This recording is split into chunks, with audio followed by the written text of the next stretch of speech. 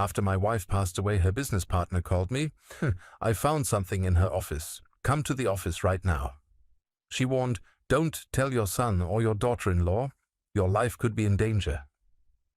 When I got to the office and saw who was waiting at the door with her, my blood ran cold. I'm glad to have you here.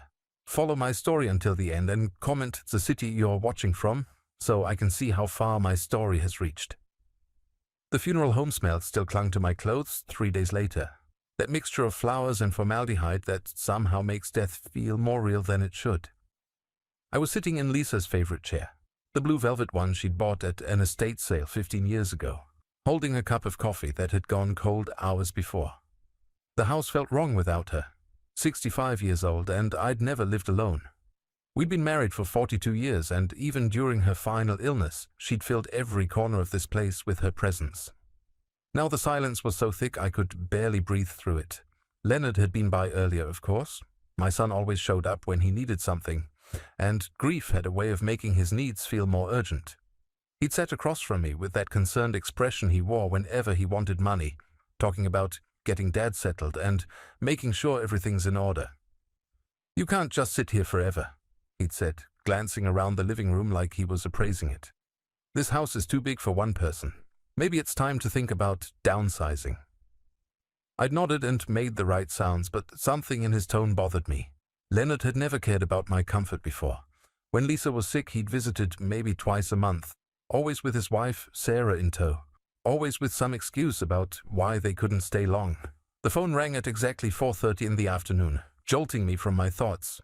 The caller ID showed Margaret's name and my stomach tightened. Margaret Chen had been Lisa's business partner for 8 years, running a small but successful interior design firm together. She'd spoken beautifully at the funeral, sharing stories about Lisa's creativity and kindness that had made me cry all over again. Walter? Her voice was strained, urgent in a way I'd never heard before. I need you to come to the office right now. I set down my cold coffee. Margaret, I don't think I'm ready to deal with business matters yet. Maybe next week we could... No. The word came out sharp, desperate. Walter, I found something in Lisa's office. Something you need to see immediately.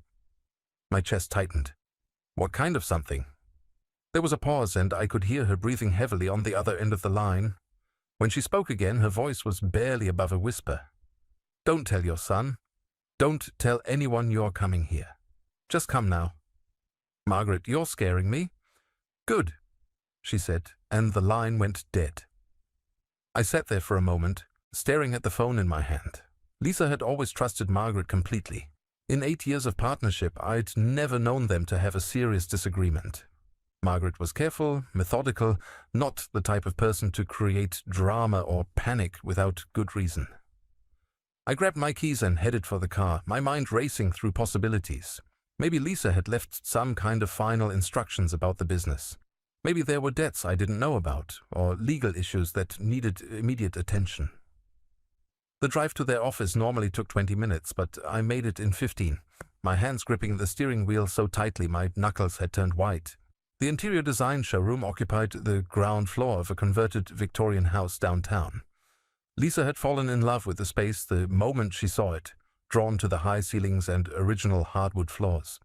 She and Margaret had spent months renovating it, turning it into something that felt more like an elegant home than a business. Margaret's car was in the parking lot, but so was another vehicle I didn't recognize, a dark sedan with tinted windows. My unease deepened as I approached the front door. Through the large windows I could see Margaret pacing in the main showroom, her usually perfect composure completely shattered. The door chimed as I entered, and Margaret spun around to face me.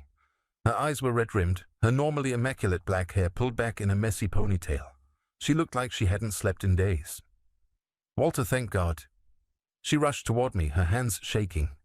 I didn't know what to do. I've been going through Lisa's files, trying to get everything organized for the accountant, and I found... She stopped, pressing her lips together. Found what? Margaret glanced toward the back office, then back at me. There's someone here who needs to talk to you. Someone Lisa hired without telling either of us. Before I could ask what she meant, a man emerged from the hallway that led to Lisa's private office. He was maybe 50, wearing a rumpled gray suit and carrying a manila folder thick with papers. Everything about him screamed private investigator, from his worn leather briefcase to the way his eyes immediately catalogued every detail of my appearance. "Mr. Thompson," he said, extending a calloused hand, "I'm Detective Ray Morrison, retired. Your wife hired me 6 weeks before she died." The words hit me like a physical blow. 6 weeks before Lisa died, she'd been in the hospital, weak and confused from the medications.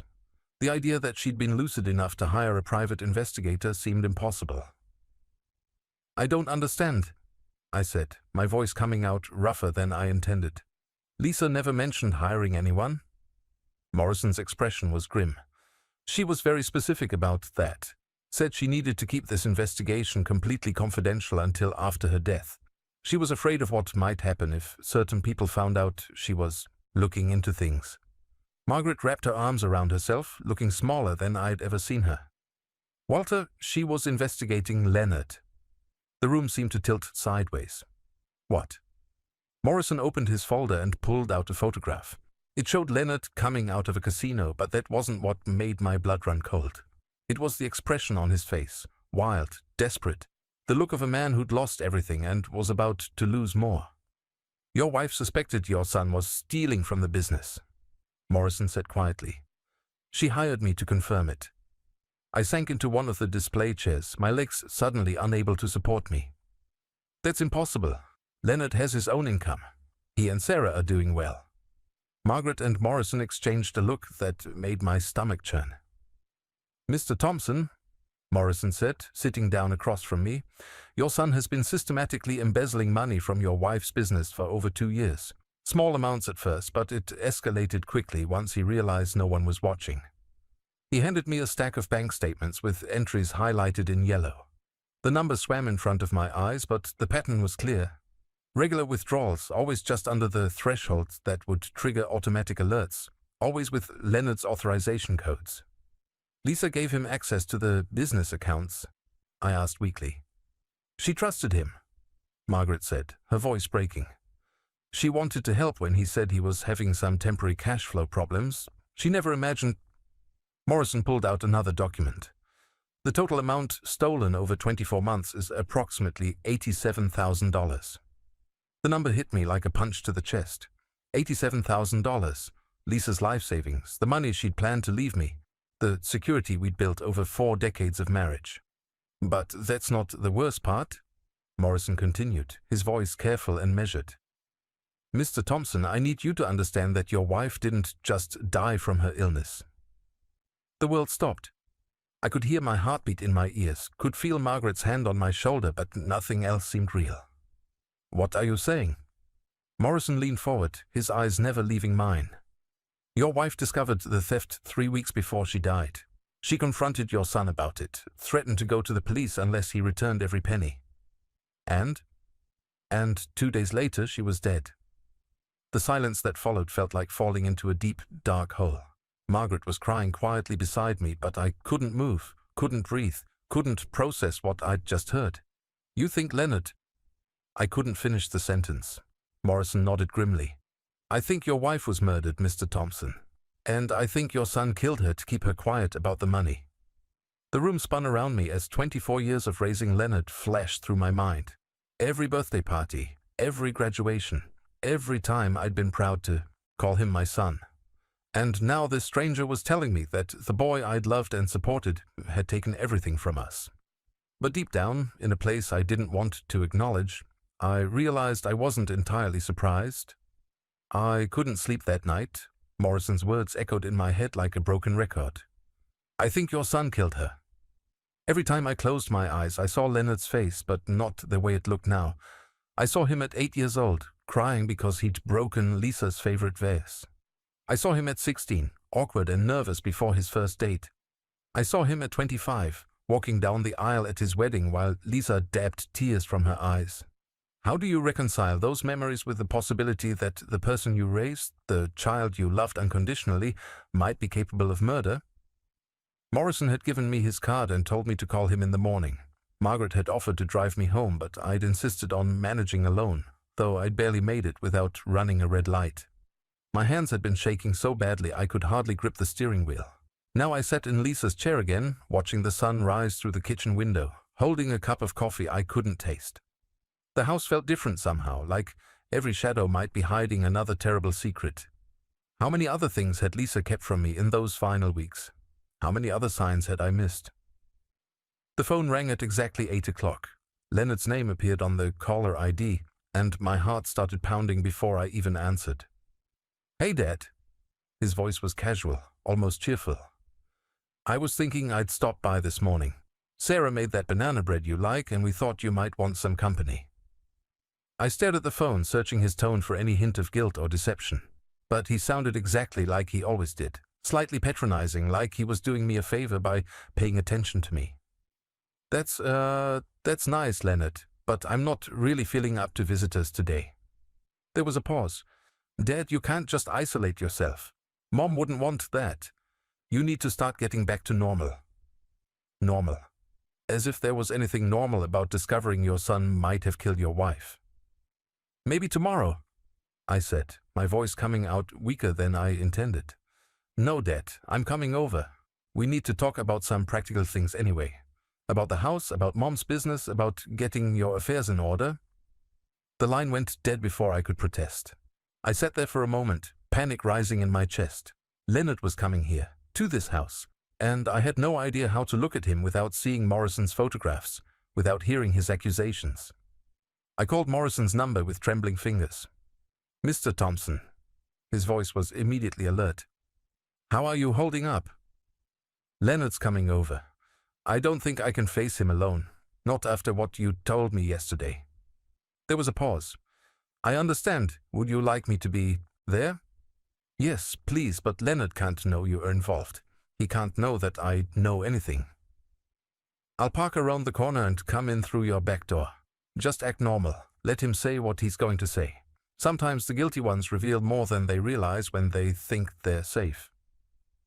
30 minutes later, Morrison was sitting at my kitchen table, a small recording device hidden in his jacket pocket. We'd agreed he would stay out of sight unless Leonard said something incriminating. Through the living room window, I watched my son pull into the driveway in his expensive BMW, a car I'd never understood how he could afford on his salary. Leonard knocked twice before using his key to let himself in. "Dad, where are you?" "In the living room," I called out, my voice barely steady. He appeared in the doorway carrying a foil-wrapped loaf and wearing that concerned expression I'd grown to hate. But now, looking at him with Morrison's accusations fresh in my mind, I noticed things I'd never seen before. The way his eyes immediately scanned the room, cataloging everything valuable. The way he checked his expensive watch, a watch that probably cost more than most people made in a month. The way his smile never quite reached his eyes. "You look terrible, Dad. Have you been sleeping?" I shrugged. "It's hard without your mother." Leonard set the banana bread on the coffee table and sat down across from me, leaning forward with exaggerated concern. "That's exactly what Sarah and I wanted to talk to you about. You can't just waste away in this big house, surrounded by memories. It's not healthy." "I'm managing fine." "No, you're not." His tone shifted slightly, becoming more assertive. "Look around, Dad. This place is falling apart. The gutters need cleaning. The yard looks like hell, and you're clearly not taking care of yourself. Mom's been gone less than a week, and you're already letting everything go." I felt anger flare in my chest. "Your mother died, Leonard. I'm grieving. And that's normal, but practical things still need to be handled." He pulled out a manila folder I hadn't noticed him carrying. "I've been doing some research, and I think we need to make some decisions about your future." The folder was full of brochures for senior living communities, expensive ones, judging by the glossy photographs of smiling elderly people playing cards and gardening. "I'm not moving to a nursing home," I said firmly. "It's not a nursing home, Dad. These are active adult communities. You would have your own apartment, but with support services when you need them. And the best part is, you wouldn't have to worry about maintaining this house anymore." I stared at the brochures, understanding flooding through me like ice water. "You want me to sell the house. I want you to be practical. This house is worth at least $400,000, probably more. That money could pay for a really nice place at one of these communities with enough left over to ensure you're comfortable for the rest of your life. $400,000. I thought about the 87,000 Leonard had already stolen from Lisa's business. Was the house his next target? And what about Lisa's business? I asked carefully. Margaret and I haven't had a chance to discuss what happens next. Leonard's expression tightened almost imperceptibly.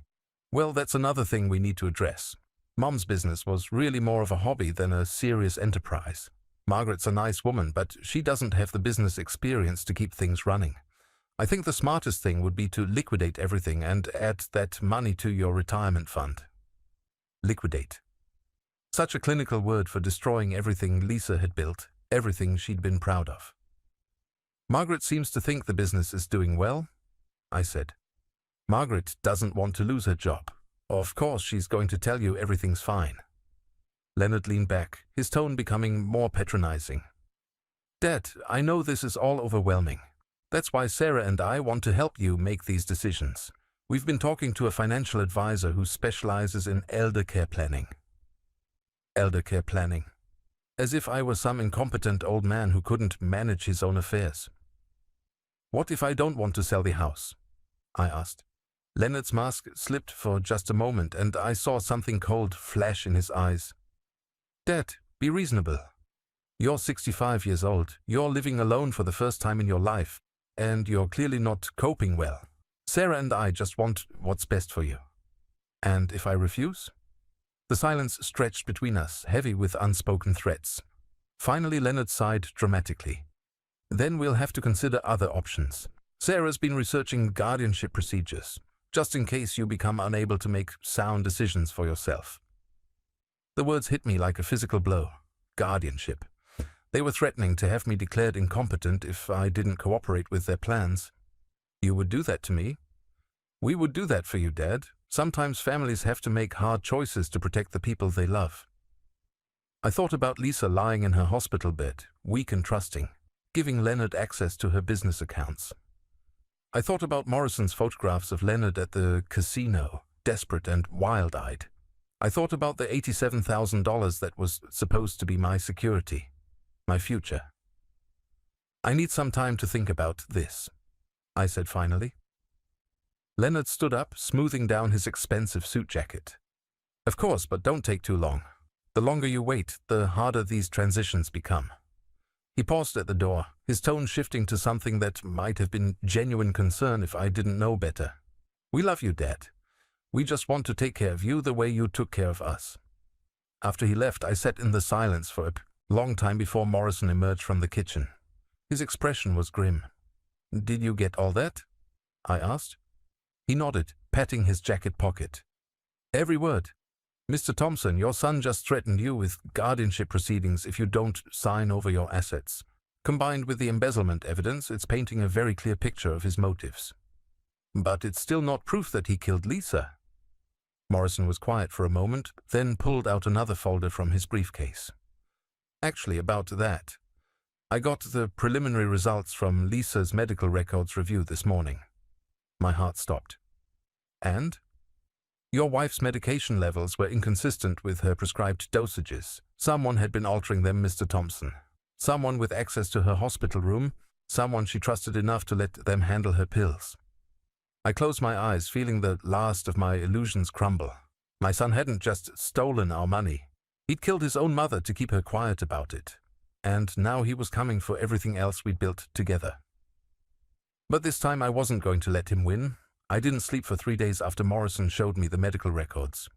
Every time I closed my eyes, I saw Lisa in her hospital bed, trusting and vulnerable, while Leonard sat beside her with those pills in his hand.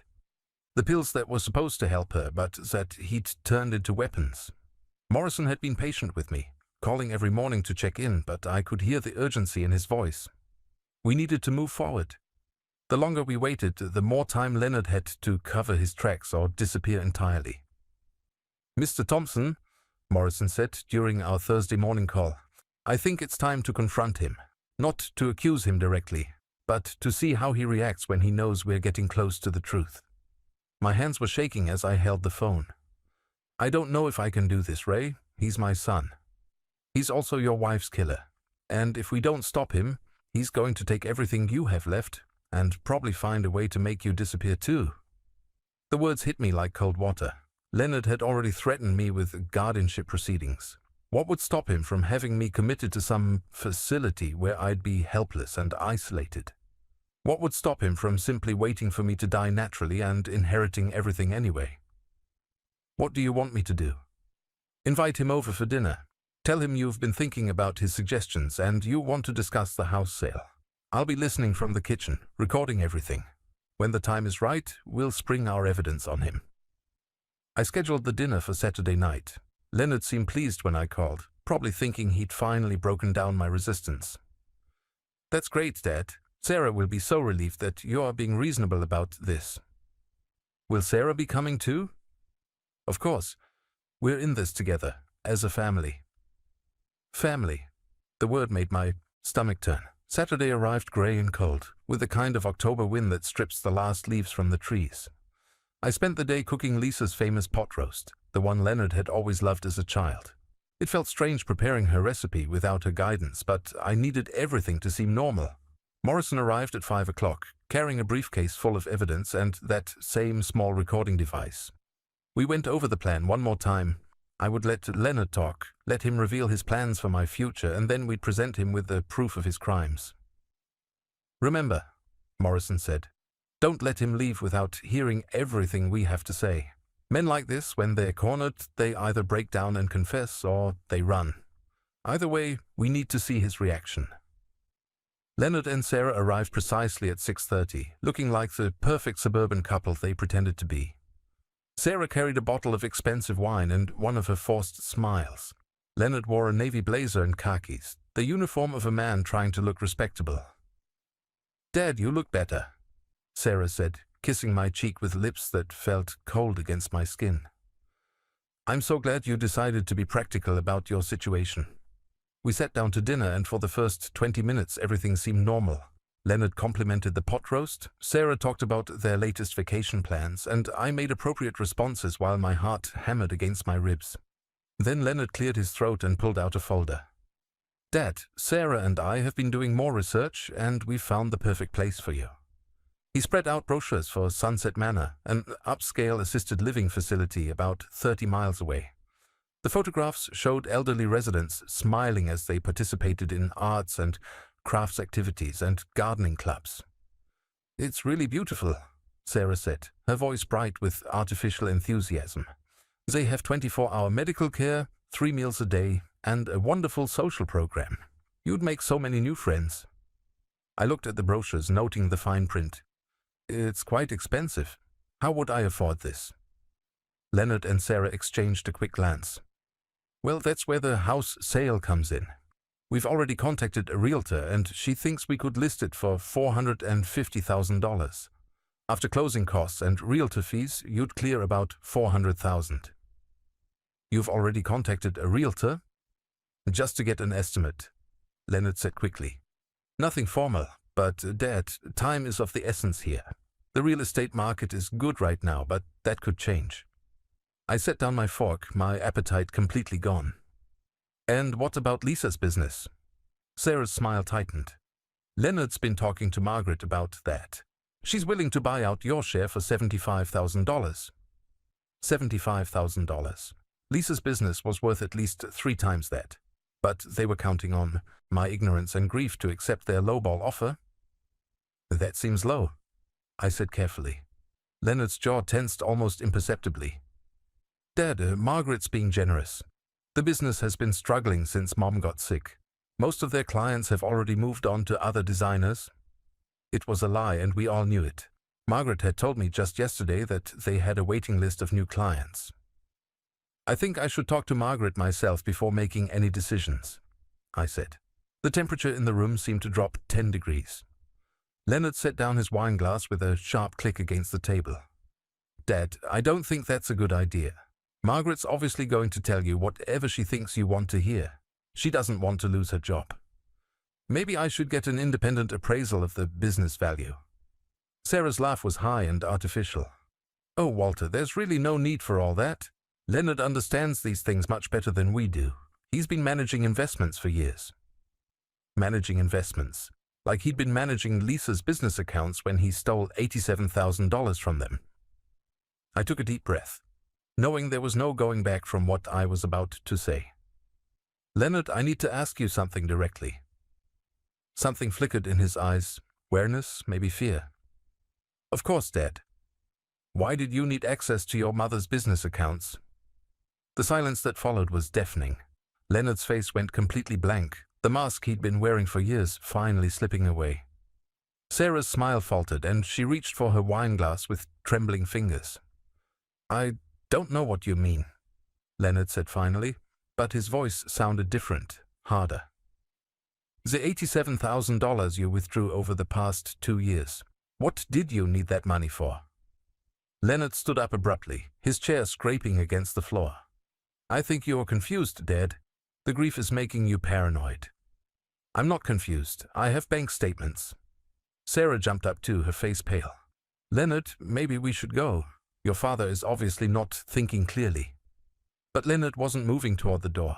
Instead, he stepped closer to me, his expression shifting into something I'd never seen before, something cold and calculating.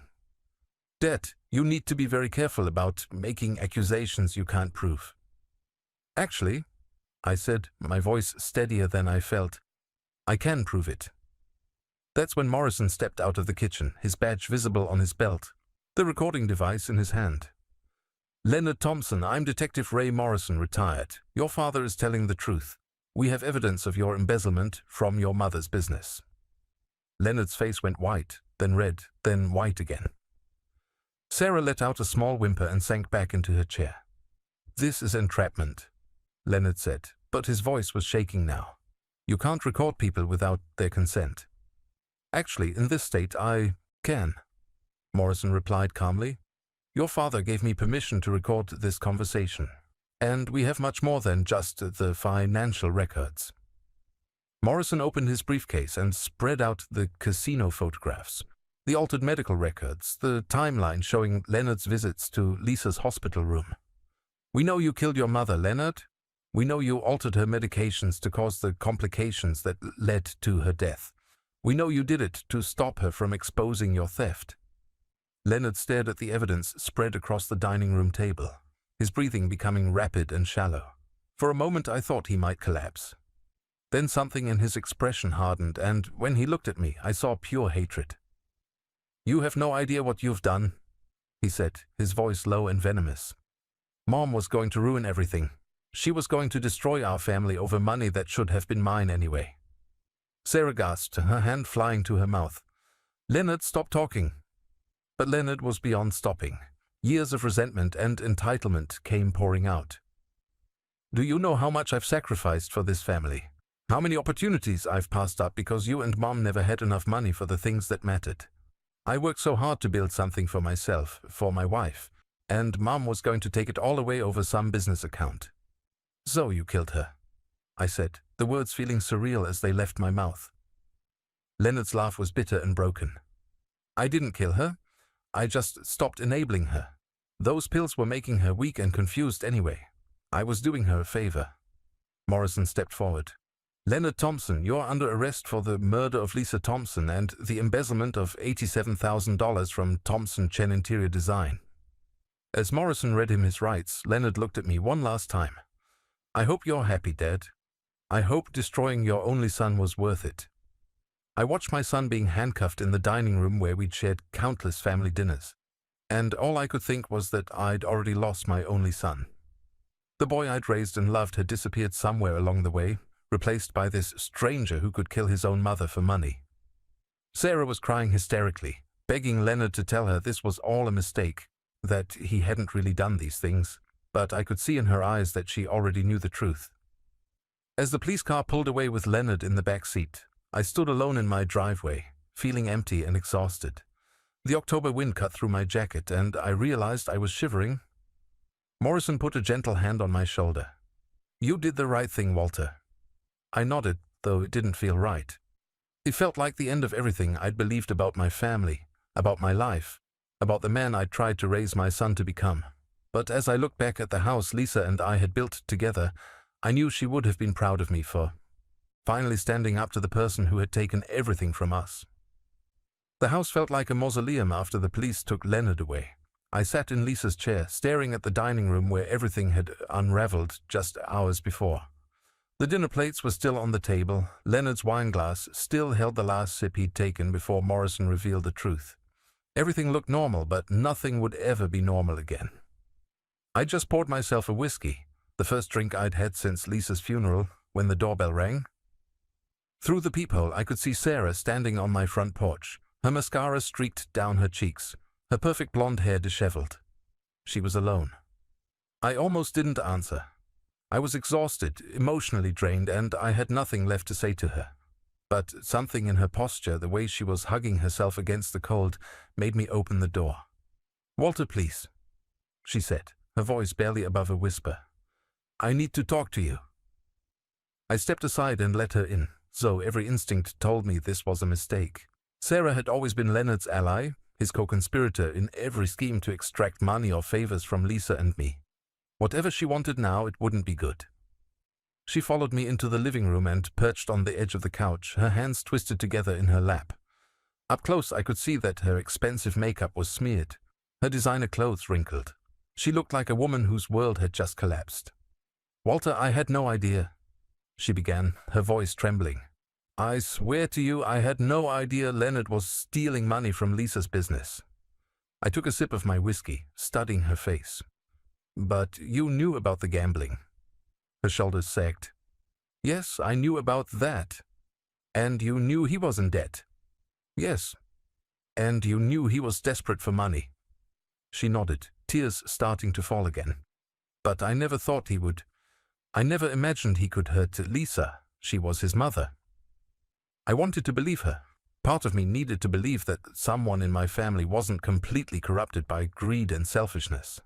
But I'd been naive about Leonard for years, and I wasn't going to make the same mistake with Sarah. "Tell me about the guardianship threat," I said quietly. Sarah's face crumpled.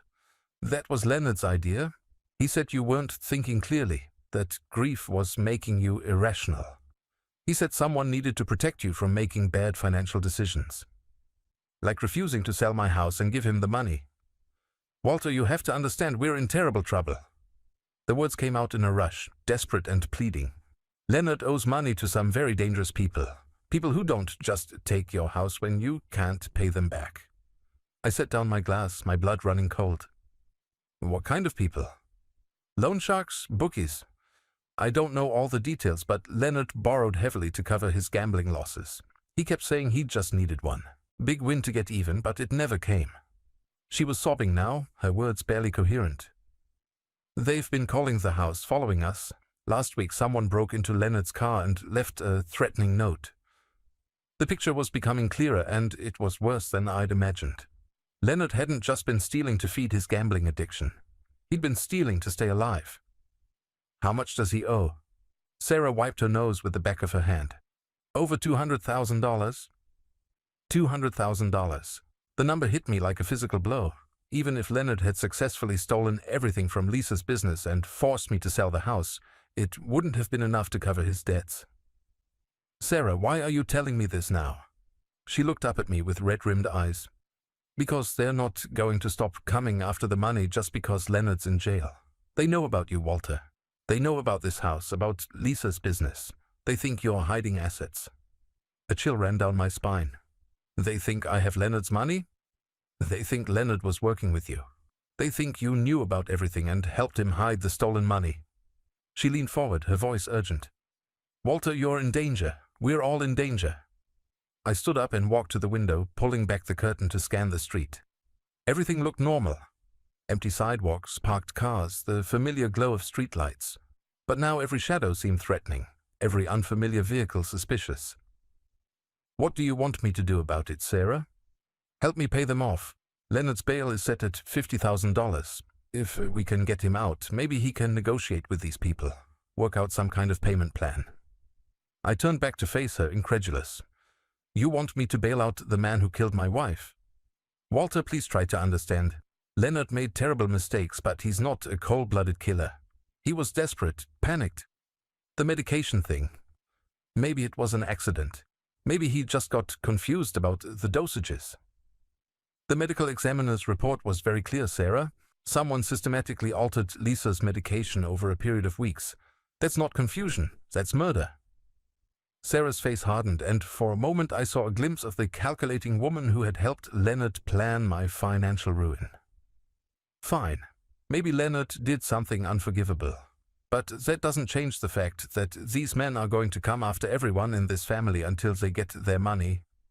Then maybe you should have thought about that before you both decided to steal from us. We didn't have a choice. Sarah's voice rose, desperation making her reckless. Do you know what it's like to be married to a man who can't sleep at night because he's afraid of what might happen to you? Who jumps every time the phone rings? Who checks the locks on all the doors 3 times before bed? I know what it's like to be married to someone who was slowly dying while her own son poisoned her. I shot back. So forgive me if I don't have much sympathy for Leonard's insomnia. Sarah stared at me for a long moment, then her expression shifted again. The desperate, crying woman disappeared, replaced by someone harder and more calculating. Walter, I'm trying to save your life. These people don't care about your moral outrage or your grief. They want their money and they'll do whatever it takes to get it. Let me be very clear about something, Sarah. I don't have Leonard's gambling debts. I don't have the money he stole from Lisa's business. And I'm not responsible for cleaning up the mess you two created.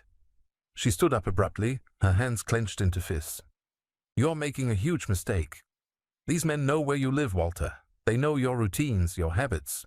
They know you're a 65-year-old man living alone in a big house with no security system. The threat was unmistakable, and suddenly I understood why Sarah had really come here. This wasn't just a desperate plea for help.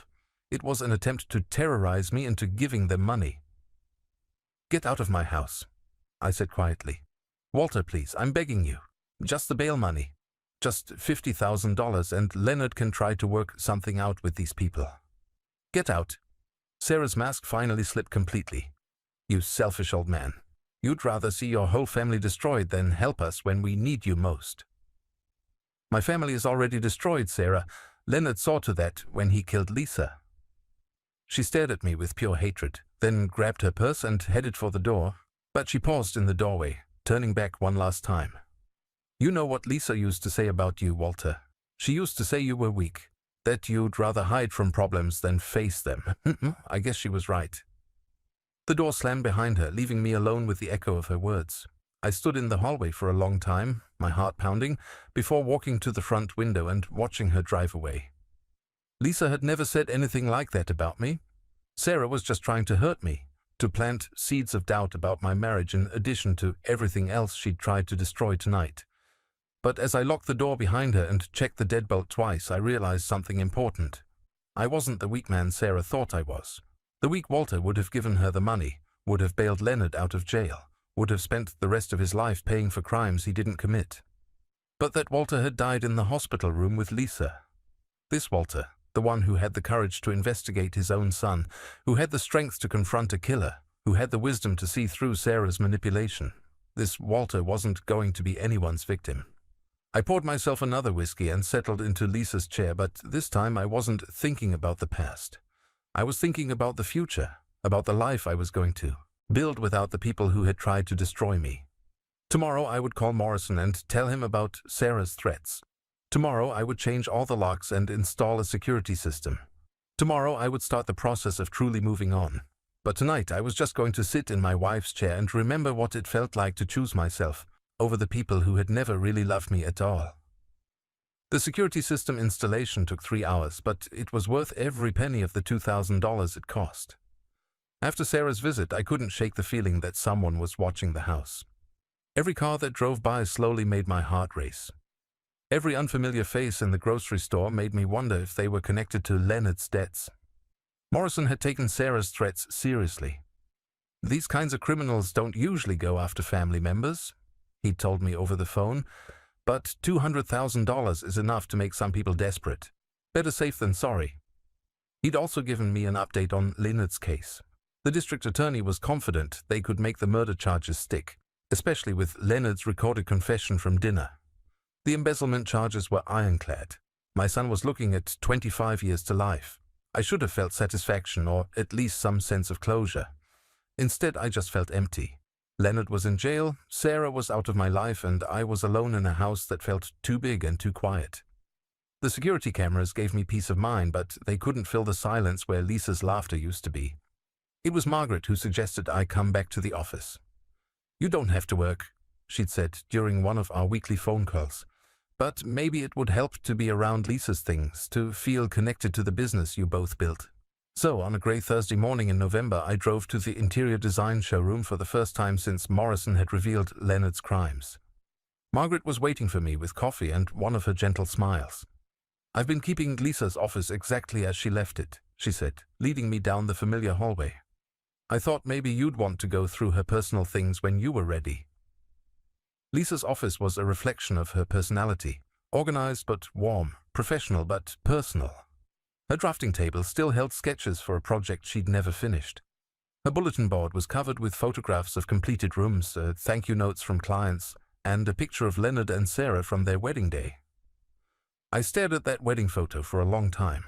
Lisa had been so proud that day, so happy to see Leonard settled and successful.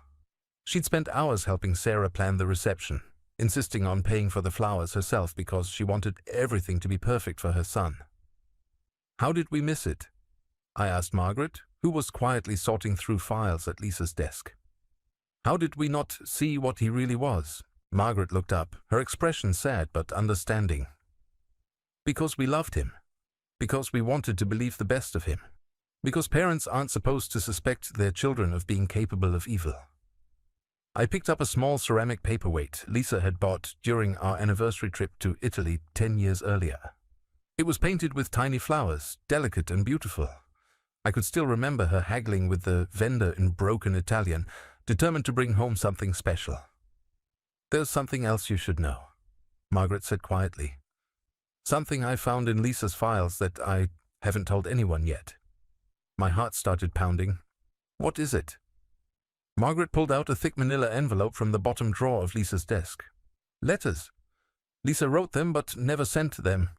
I think she was documenting everything, building a case against Leonard in case something happened to her."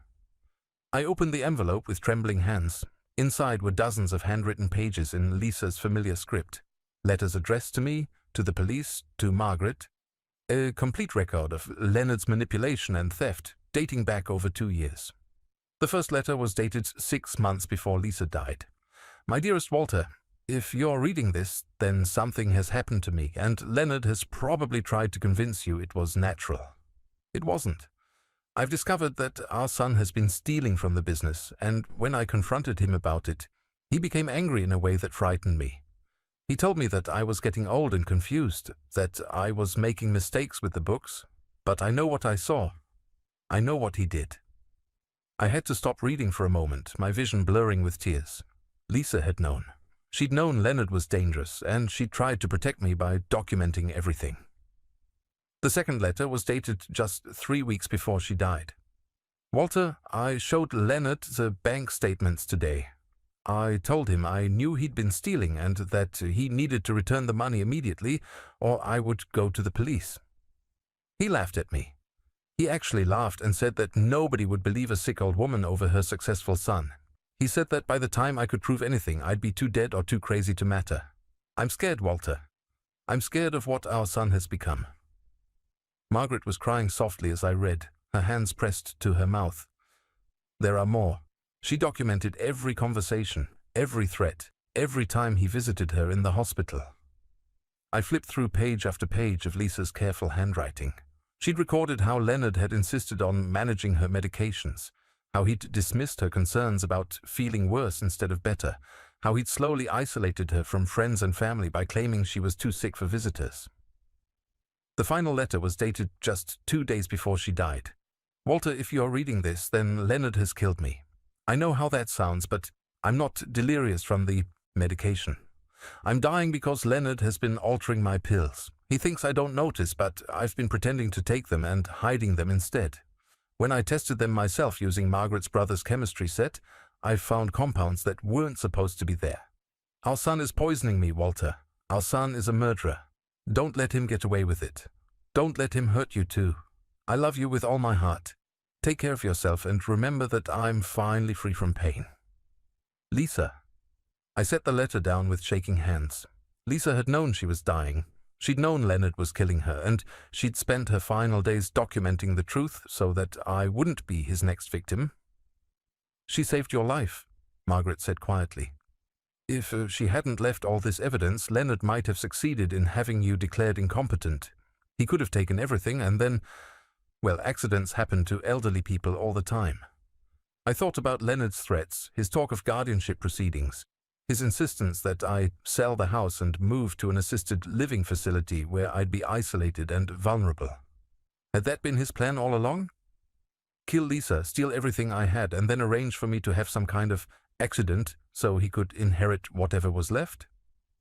There's one more thing, Margaret said, pulling out a small velvet box. Lisa asked me to give this to you if anything happened to her. Inside the box was Lisa's wedding ring, the simple gold band I'd placed on her finger 42 years ago. But there was something else too, a small key I didn't recognize. It's for a safety deposit box, Margaret explained. Lisa opened it 6 months ago. She said it was for important documents that needed to be kept safe from Leonard. The safety deposit box was at the bank where Lisa and I had done business for 20 years. The manager, Mrs. Chen, remembered Lisa well and offered her condolences before leading me to the vault. Inside the box was another manila envelope, this one containing copies of all the evidence Lisa had gathered, along with a note in her handwriting. Walter, I've also left $10,000 in cash in this box, money that Leonard doesn't know about. Use it to protect yourself. Use it to make sure he pays for what he's done. Don't mourn for me too long, my darling. Live the life we always planned to have together, just without the people who tried to destroy us. All my love, Lisa. I sat in the bank parking lot for a long time after that, holding Lisa's ring and thinking about the woman I'd been married to for 4 decades. She'd been braver than I'd ever given her credit for. She'd seen the truth about Leonard long before I had, and she'd risked everything to make sure I'd survive his betrayal.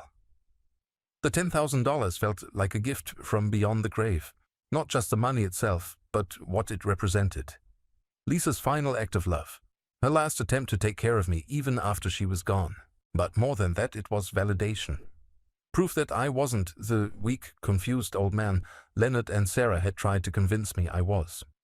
Lisa had trusted me with the truth because she knew I was strong enough to handle it, wise enough to use it, brave enough to seek justice for both of us. I drove home that evening with Lisa's ring on my finger and her letters on the passenger seat. Tomorrow I would give everything to Morrison and the district attorney. Leonard's defense lawyer would try to claim that Lisa had been hallucinating, that the medications had made her paranoid and delusional.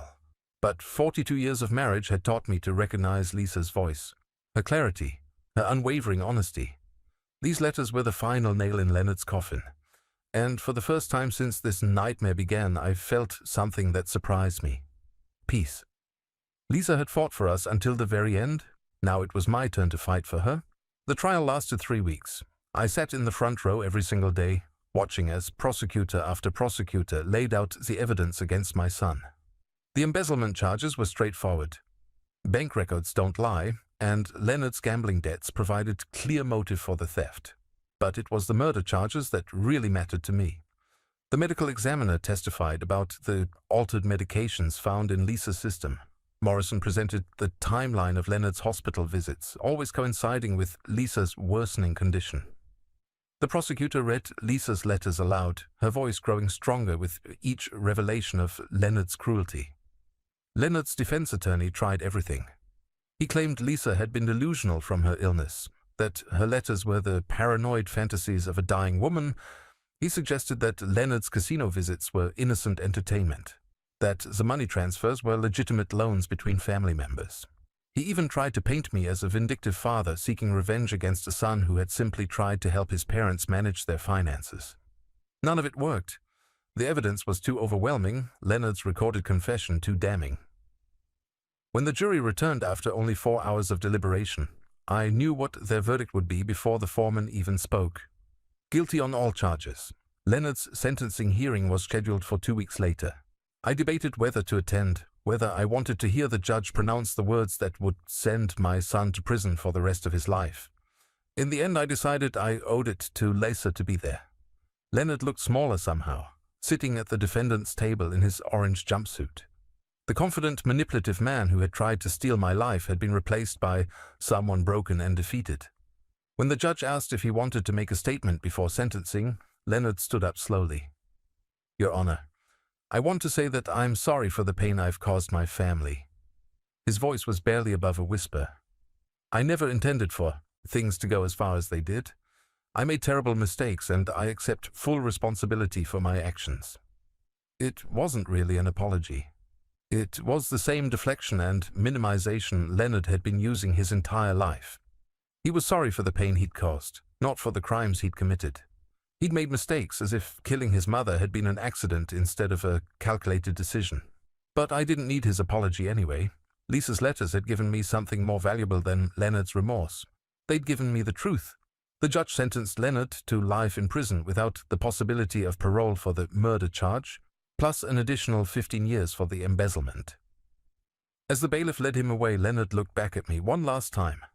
I met his gaze steadily, without anger or hatred, and watched as he disappeared through the courtroom door. Sarah was waiting for me in the hallway outside. She testified for the prosecution, admitting her knowledge of Leonard's gambling debts and her participation in the scheme to force me to sell the house. In exchange for her cooperation, she'd received probation and community service. "Walter," she said as I walked past her toward the elevator, "I really am sorry for everything." I paused, studying her face. She looked genuinely remorseful, tired and aged by the stress of the trial, but I'd learned not to trust appearances when it came to my family. "I know you are, Sarah, but sorry doesn't bring Lisa back. I never knew what Leonard was really doing to her. You have to believe that." I pressed the button for the elevator. "It doesn't matter what I believe anymore. It's over." The elevator doors opened and I stepped inside.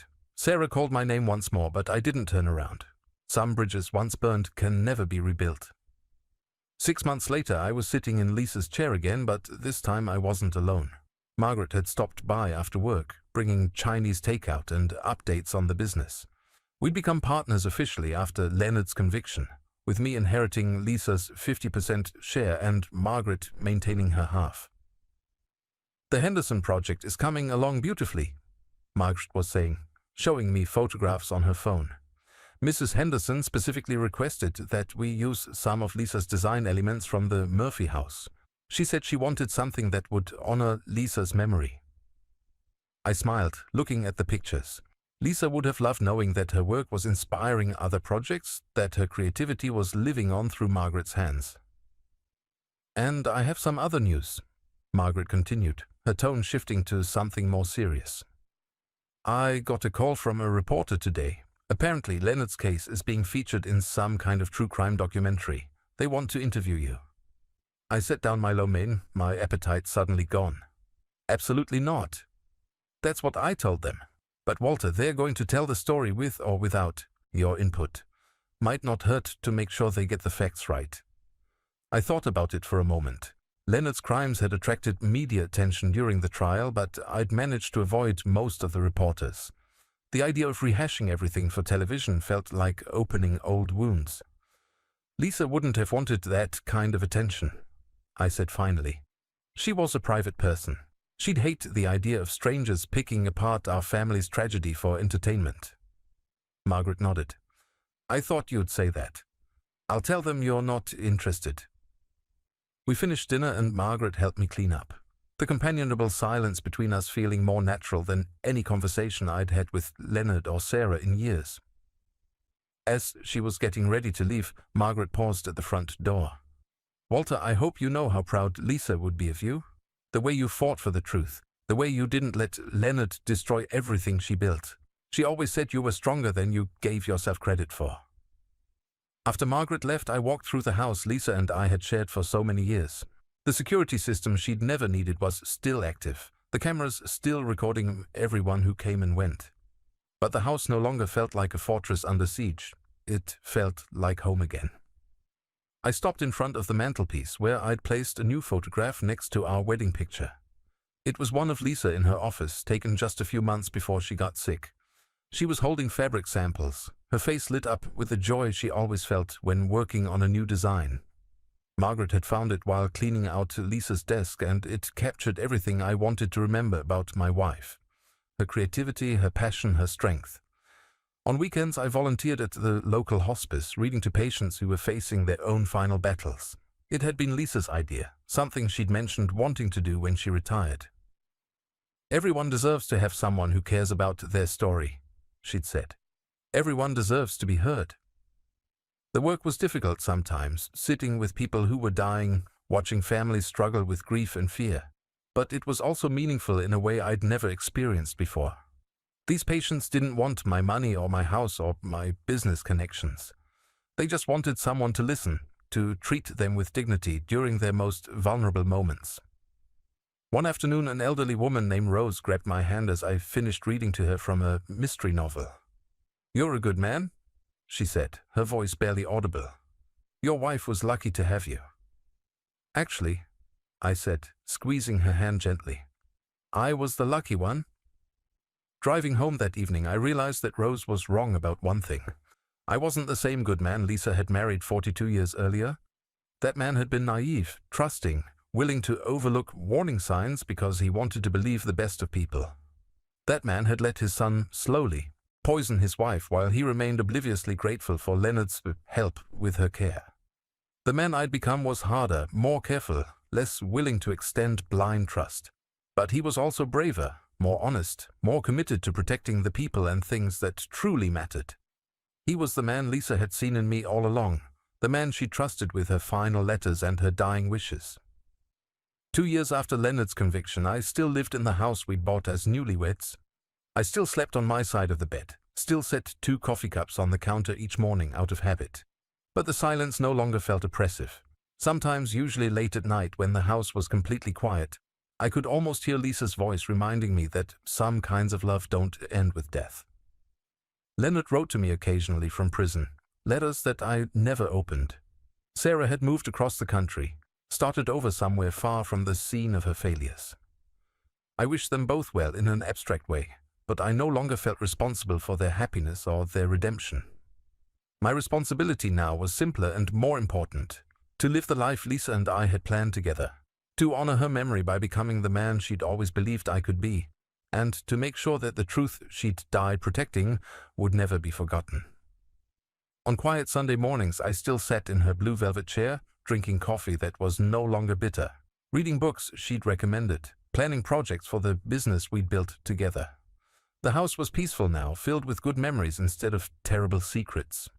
And sometimes, when the light hit the windows just right, I could almost convince myself that Lisa was still there with me. Proud of the strength I'd finally found, grateful for the justice I'd finally secured, and happy that I'd chosen love over fear, truth over comfort, dignity over family loyalty. It had taken me 67 years to learn that sometimes the most loving thing you can do is let go of the people who are determined to destroy you. But now that I understood that lesson, I was finally free to build the life I'd always wanted. A life worthy of the woman who'd love me enough to save me, even after death.